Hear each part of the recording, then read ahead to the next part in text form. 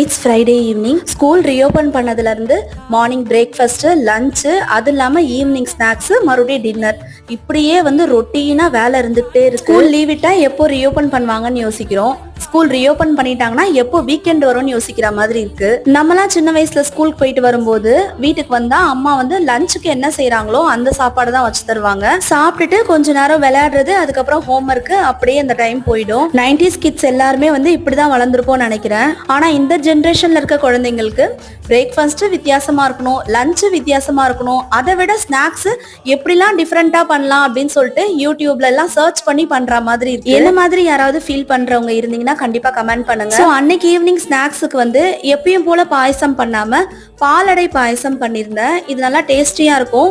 இதனோட இன்கிரீடியன்ஸ் வந்து நான் ஃபர்ஸ்ட் கமெண்ட்ல பின் பண்றேன், செக் பண்ணி பாருங்க. ஈவினிங் ஸ்நாக்ஸ்க்கு அப்புறமா வந்து பூஜை பண்ண ஆரம்பிச்சிட்டேன். அன்னைக்கு ஒர்க் அதிகமா இருந்ததுனால மார்னிங் பூஜை பண்ணல, ஈவினிங் தான் பண்ணேன்.